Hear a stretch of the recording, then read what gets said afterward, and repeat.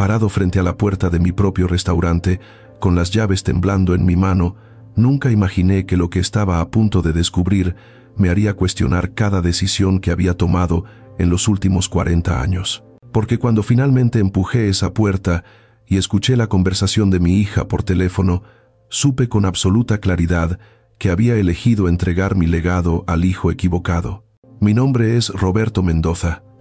Tengo 68 años y pasé 4 décadas construyendo La Cocina de Roberto, el restaurante mexicano más querido de San Antonio, Texas. Comencé con un pequeño carrito de tacos en 1985 y con las manos de mi difunta esposa María y mucho sudor, convertimos ese sueño en un imperio familiar. 3 ubicaciones, 80 empleados y una reputación que atravesaba todo el sur de Texas. Tengo 2 hijos. Patricia, mi hija mayor, tiene 42 años, brillante, ambiciosa, con un MBA de la Universidad de Texas. Siempre fue la estrella de la familia, la que sacaba las mejores notas, la que hablaba 3 idiomas, la que todos admiraban en las reuniones familiares. Luego está Diego, mi hijo menor, 40 años. Diego nunca fue a la universidad, en cambio, pasó su adolescencia en la cocina conmigo, aprendiendo cada receta, cada secreto, cada técnica que mi abuela me enseñó en Oaxaca. Durante años, hubo una tensión silenciosa entre ellos. Patricia siempre sintió que Diego era mi favorito porque pasaba más tiempo conmigo. Diego siempre sintió que yo valoraba más los logros académicos de Patricia, y yo, como el tonto que fui, nunca me di cuenta de que esa herida estaba creciendo. Cuando María murió hace 2 años de cáncer, algo en mí se rompió. Ya no tenía las mismas fuerzas. Mis manos, que habían cortado 1000 cebollas y preparado millones de tortillas, comenzaban a temblar por la artritis. El doctor me dijo que necesitaba reducir el estrés. Así que tomé la decisión más grande de mi vida. Era hora de pasar el restaurante a la siguiente generación. La pregunta era, ¿a quién? Patricia había estado presionándome durante meses. Me enviaba artículos sobre gestión de negocios, planes de expansión, proyecciones financieras. Decía que podía triplicar nuestras ganancias, abrir franquicias, modernizar todo. Su esposo Ricardo era abogado corporativo, tenía todas las conexiones correctas. Juntos formaban una pareja poderosa. Diego nunca pidió nada, solo seguía llegando todas las mañanas a las 5, preparando la masa, probando las salsas, entrenando a los nuevos cocineros. Cuando le pregunté qué pensaba sobre el futuro del restaurante, solo me dijo, «Papá, yo solo quiero que nuestra comida siga siendo la mejor. El resto no me importa». Elegí a Patricia. Lo sé, ahora suena estúpido, pero en ese momento parecía lógico. Ella tenía la educación, el plan de negocios, la visión moderna. Diego era un chef excepcional, pero gestionar 3 restaurantes, lidiar con proveedores, negociar contratos, expandir el negocio, eso requería el tipo de mente que solo Patricia tenía. En marzo de este año, firmamos los papeles. Le transferí el 60% de las acciones a Patricia. Yo mantuve el 30%. Diego recibió el 10% restante, junto con el título permanente de chef ejecutivo y un salario generoso. Patricia me aseguró que era lo mejor para todos. Diego es feliz en la cocina, papá. Los negocios no son lo suyo. Diego aceptó sin quejarse. Me abrazó y me dijo, «Espero que sea la decisión correcta, papá».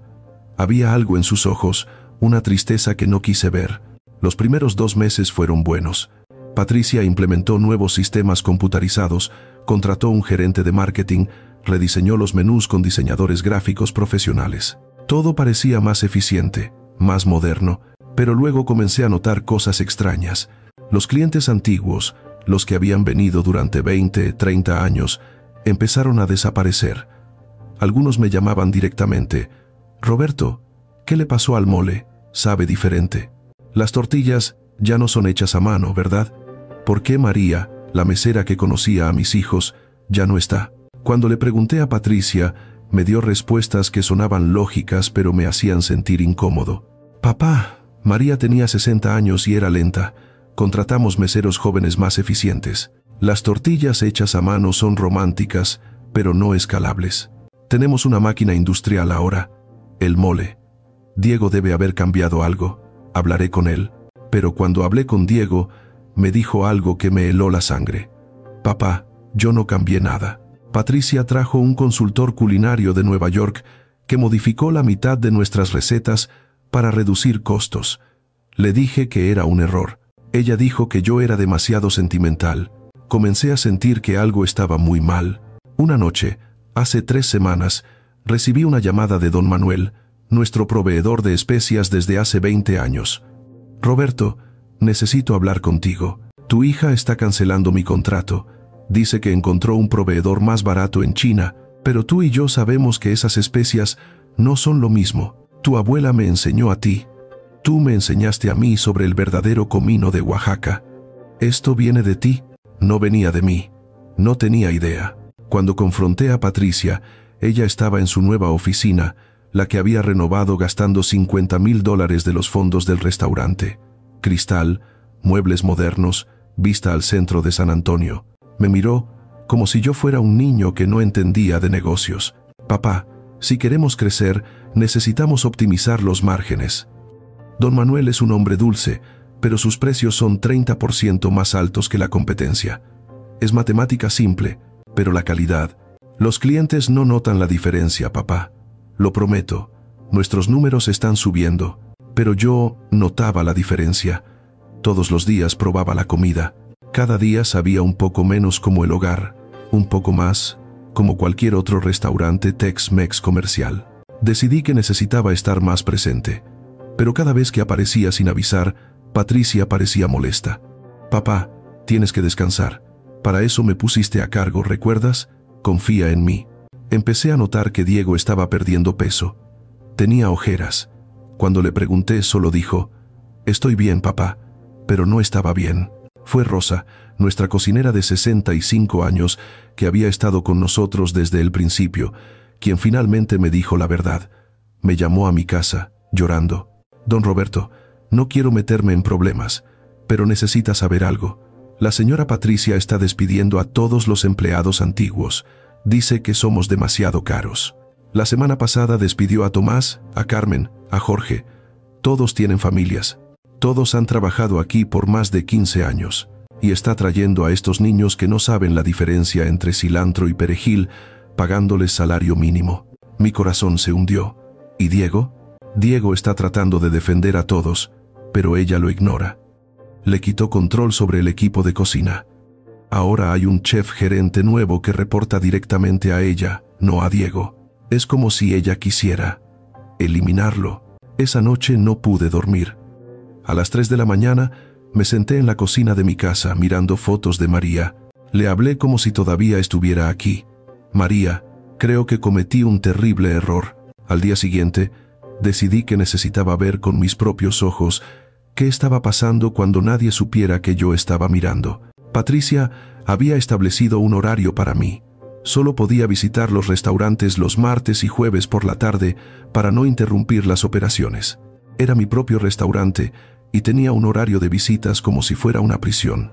El lunes por la mañana, cuando sabía que Patricia tenía una reunión en Houston con inversionistas potenciales para su plan de expansión, decidí ir al restaurante principal, el primero que abrimos, el que todavía llevaba mi nombre en el letrero. Llegué a las 11 de la mañana.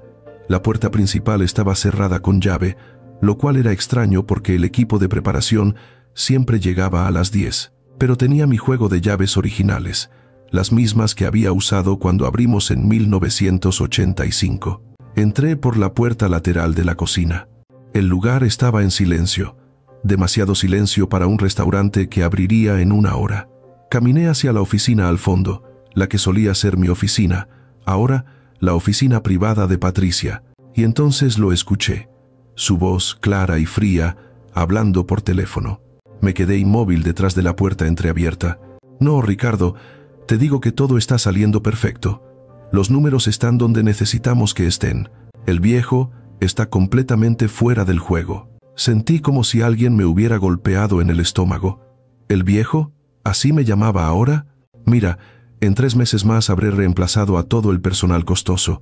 Ya terminé con el 80%. Diego es el único problema que queda, pero tengo un plan para eso también. Mi corazón latía tan fuerte que pensé que ella podría escucharlo. ¿El diagnóstico médico? Sí, el doctor Ramírez ya está de acuerdo. Costó 20.000, pero valdrá la pena. Cuando presente los papeles la próxima semana, tendremos documentación oficial de que papá está mostrando signos de demencia senil temprana. Combinado con su historial de artritis y el estrés post-pérdida de mamá, el juez no dudará en otorgarme poder legal completo sobre sus finanzas y decisiones comerciales. Tuve que apoyarme contra la pared. Mis piernas casi cedieron. ¿Demencia? Él está perfectamente bien, Ricardo. Pero una vez que tenga ese poder legal, las acciones que él mantiene se transfieren efectivamente a mi control, y entonces, adiós, Diego. Puedo vender el restaurante a la cadena Harrison por 4 millones. Ya tienen la oferta sobre la mesa. Harrison, una corporación que tenía 200 restaurantes mexicanos genéricos por todo el país. Comida mediocre, producción masiva, cero alma. No le diremos nada a papá hasta que los papeles estén firmados. El doctor Ramírez lo citará para un chequeo de rutina el jueves. Le haremos algunas pruebas cognitivas que están diseñadas para que falle. Todo está arreglado. Escuché su risa. Una risa que solía llenarme de alegría cuando era niña. Ahora sonaba como cristal rompiéndose. ¿Diego? Bueno, técnicamente tiene el 10%, pero su participación está estructurada de manera que no tiene voto en decisiones de venta. Lo verificaste, ¿verdad? Bien, que llore todo lo que quiera. Para cuando entienda qué pasó, ya estaremos en Cancún contando nuestros millones. No podía escuchar más. Salí de ese restaurante caminando como zombie. Me subí a mi camioneta y simplemente conduje. Terminé en el parque donde María y yo solíamos llevar a los niños cuando eran pequeños.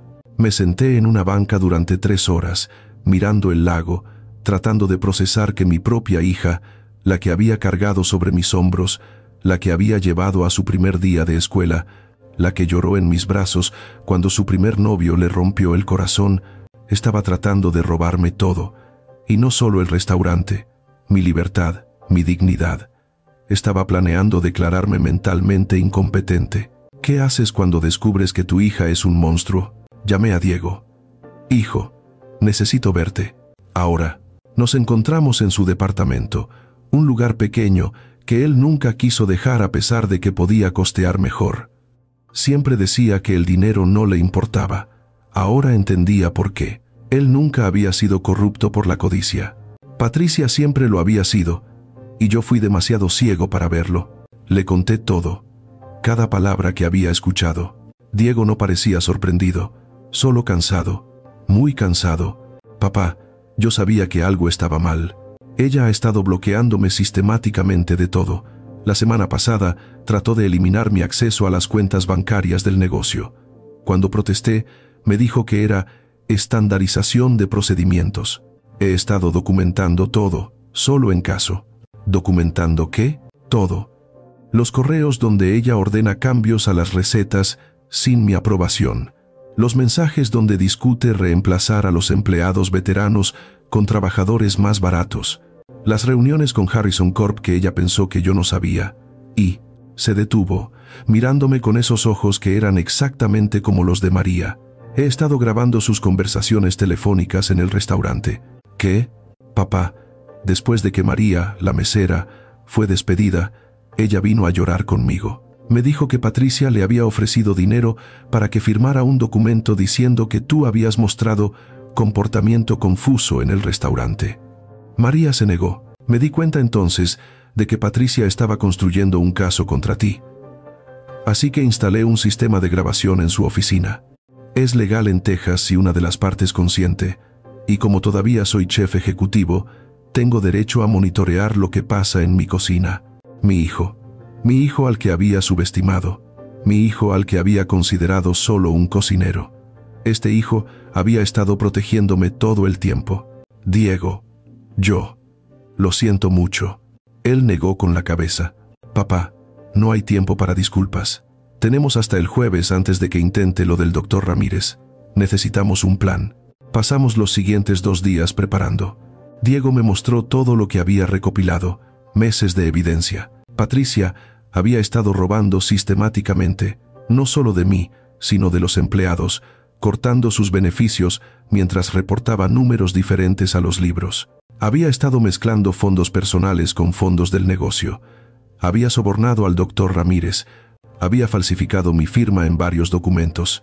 Contactamos a un abogado, no cualquier abogado, sino Julia Hernández, una vieja amiga de María, que era socia en una de las firmas más respetadas de Texas. Cuando le mostramos la evidencia, su expresión se tornó seria. Roberto, esto es grave. Fraude, malversación, posiblemente conspiración para cometer fraude de tutela. Patricia podría enfrentar cargos criminales. ¿Estás seguro de que quieres seguir adelante? Es tu hija. Miré las fotos de María en mi teléfono. Pensé en todos los empleados que habían confiado en nosotros. Pensé en Diego, que había sido leal cuando no tenía razón para hacerlo. Es mi hija, dije. Pero ella dejó de ser mi familia cuando decidió destruir todo lo que su madre y yo construimos. Hazlo. El miércoles por la mañana, Julia presentó una moción de emergencia ante el tribunal. Para el miércoles por la tarde, teníamos una orden judicial congelando todas las acciones del restaurante y una audiencia programada para el viernes. Patricia no sabía nada hasta que los alguaciles aparecieron en su oficina el jueves por la mañana, justo cuando yo supuestamente debía estar en mi chequeo médico con el doctor Ramírez. Yo estaba allí, con Diego, Julia y 2 oficiales de policía. La expresión en el rostro de Patricia cuando me vio fue algo que nunca olvidaré. Primero confusión, luego miedo, luego furia pura. ¿Qué es esto? Papá, ¿qué estás haciendo? Saqué una grabadora pequeña. Presioné play. Su propia voz llenó la oficina. El viejo está completamente fuera del juego. Demencia senil temprana.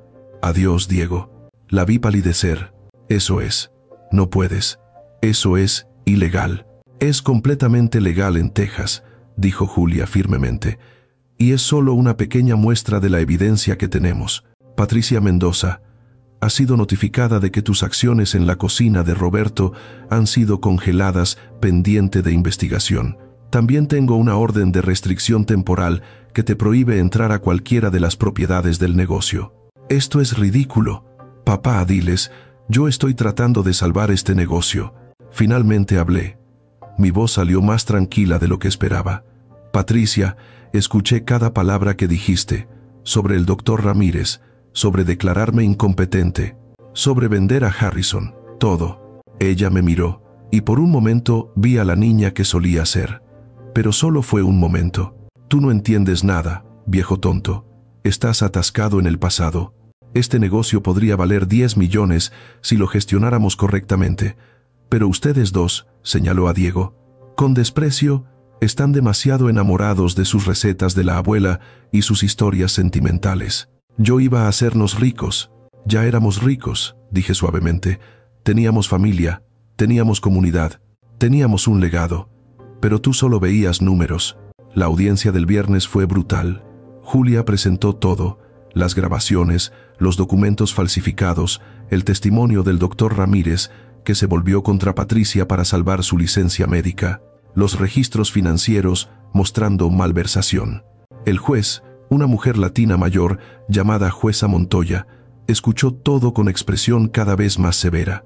Al final, no solo revocó todas las transferencias de acciones que Patricia había hecho, sino que la encontró en desacato y la refirió al fiscal de distrito para posibles cargos criminales. Ricardo, su esposo, presentó papeles de divorcio esa misma semana. Resultó que solo estaba interesado en ella mientras el dinero estuviera fluyendo. Patricia intentó llamarme docenas de veces desde entonces. Dejó mensajes, llorando, suplicando, culpando, amenazando. Finalmente, cambié mi número. Reestructuré la propiedad del restaurante. Diego ahora tiene el 60%. Yo mantengo el 30%. El 10% restante está en un fideicomiso para los empleados veteranos que han estado con nosotros por más de 15 años. Lo primero que Diego hizo fue traer de vuelta a todos los empleados que Patricia había despedido. Restauramos todas las recetas originales. Don Manuel volvió como nuestro proveedor exclusivo de especias. Las tortillas se hacen a mano de nuevo. 3 meses después, nuestros clientes antiguos están regresando. Las reseñas en línea, que habían bajado a 3 estrellas bajo Patricia, están de vuelta en 4.8. Y lo más importante, cuando pruebo la comida ahora, sabe como hogar, sabe como María. Diego está prometido ahora con una maestra hermosa llamada Carla. Están esperando su primer hijo. Dice que si es niña, la llamará María. Yo paso mis días en el restaurante, no gestionando, solo estando allí. Hablo con los clientes, cuento historias sobre los viejos tiempos. A veces ayudo en la cocina cuando mis manos lo permiten. Diego no necesita que lo gestione. Nunca lo necesitó, solo necesitaba que confiara en él. A veces, en las noches tranquilas, pienso en Patricia. Me pregunto dónde está, qué está haciendo. Escuché que se mudó a Dallas, trabajando en algún tipo de consultoría. Nunca me ha buscado en persona. Hay una parte de mí que todavía duele por ella. Es mi hija, siempre será mi hija. Pero aprendí algo doloroso. La familia no es solo sangre. La familia es elección, es lealtad. Es estar allí cuando todo se desmorona, no solo cuando hay algo que ganar. Diego era familia todo el tiempo. Todos esos empleados que defendieron lo correcto eran familia. Rosa, don Manuel, Julia, incluso la jueza Montoya que vio la injusticia y actuó. Patricia eligió no ser familia cuando eligió la codicia sobre el amor. Y ahora, mientras miro alrededor de este restaurante lleno de gente, escucho risas, huelo el mole real preparado con las especias de don Manuel, veo a Diego en la cocina enseñando a un joven cocinero la manera correcta de hacer tamales. Entiendo algo fundamental. No arruiné mi legado dándoselo al hijo equivocado. Mi legado nunca estuvo en peligro porque el hijo correcto siempre estuvo aquí, esperando pacientemente, trabajando silenciosamente, amando incondicionalmente. Solo necesitaba abrir los ojos. Y gracias a Dios, los abrí justo a tiempo.